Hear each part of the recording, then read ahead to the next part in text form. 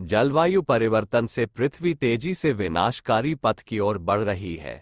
धरती की कई प्रणालियों को टिपिंग का सबसे अधिक खतरा है। Potsdam institute for climate impact research (PIK) के शोधकर्ताओं के अध्ययन में सामने आया कि मानवजनित जलवायु परिवर्तन से पृथ्वी की अहम प्रणालियों जैसे बर्फ की चादरें और महासागरीय परिसंचरण पैटर्न के टिपिंग तत्वों में भारी अस्थिरता आ रही है। यह अध्ययन नेचर कम्युनिकेशंस में प्रकाशित किया गया है। जलवायु विज्ञान में टिपिंग पॉइंट एक महत्वपूर्ण सीमा है, जिसे पार करने पर जलवायु प्रणाली में बड़े, त्वरित और अक्सर अपरिवर्तनीय परिवर्तन होते हैं। शोधकर्ताओं के मुताबिक आने वाली शताब्दियों और उससे आगे भी टिपिंग के खतरों को प्रभावी रूप से सीमित करने के लिए हमें नेट जीरो या कुल शून्य ग्रीनहाउस गैस उत्सर्जन को हासिल करना और इसे बनाए रखना होगा। इस सदी में वर्तमान नीतियों के चलते हम 2300 तक 45% तक टिपिंग के भारी खतरों के जद में होंगे, भले ही बढ़ते तापमान को फिर से 1.5 डिग्री सेल्सियस से नीचे ही क्यों न लाया जाए। एक भी जलवायु तत्व अस्थिर हुआ तो बढ़ेगा खतरा।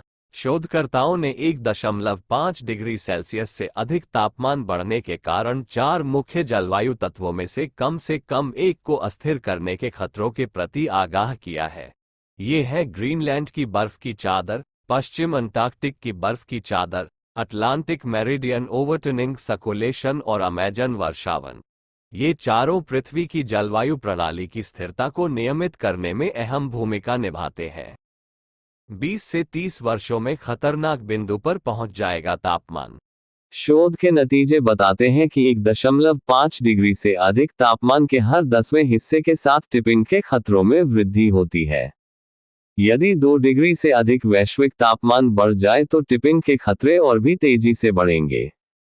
वर्तमान जलवायु नीतियों के चलते दुनिया भर में इस सदी के अंत तक तापमान के लगभग 2.6 डिग्री तक बढ़ने का अनुमान है।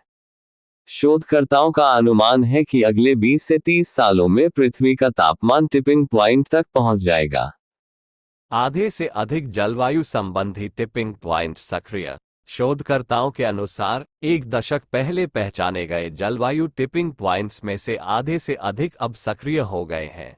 इनके सक्रिय होने से जलवायु संबंधी घटनाओं में वृद्धि होने लगी है।